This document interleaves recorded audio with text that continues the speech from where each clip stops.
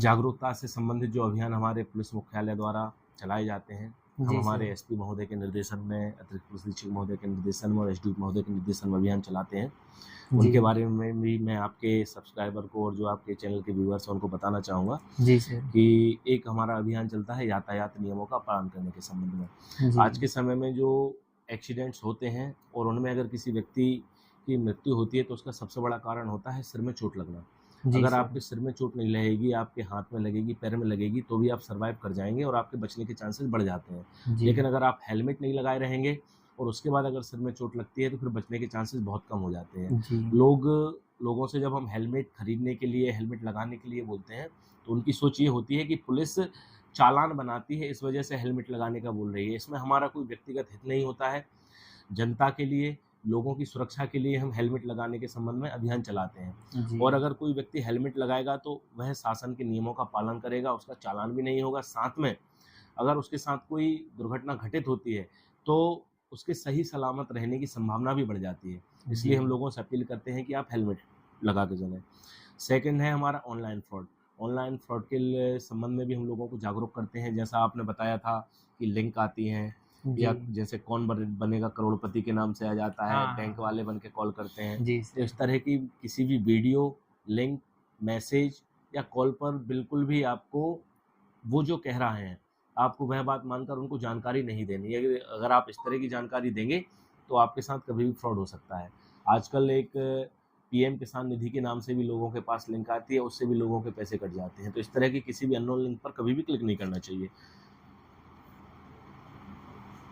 एक अभियान और है हमारा, जी। बेटे और बेटियों की पढ़ाई के संबंध में।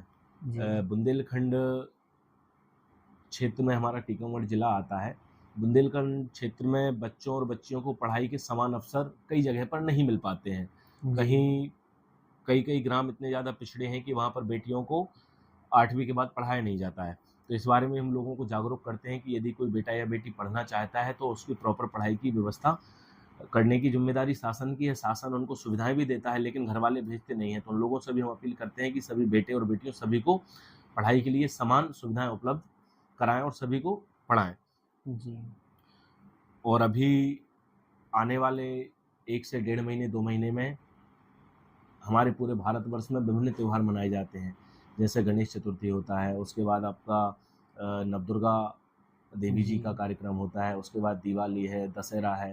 तो इस दौरान भी लोगों से शांति व्यवस्था बनाए रखने के लिए अपील की जाती है तथा साथ में जो साउंड सिस्टम का उपयोग करते हैं, हर पंडाल में डीजे लगाए जाते हैं। तो जो शासन द्वारा जो गाइडलाइन जारी की गई है कि जी। आपको मिनिमम 1 या 2 ही बॉक्स रखने की अनुमति होती है, तो वही 1 या 2 ही बॉक्स रखे जाएँ और उसके लिए भी शासन से प्रॉपर अनुमति लें।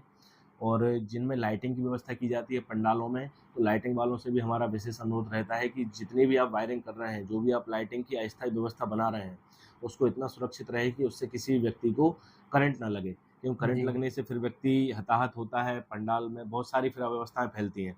जी। लोगों की सुरक्षा के लिए ये चीज़ें भी बताई जाती हैं। कई गैंग आते हैं बाहर से।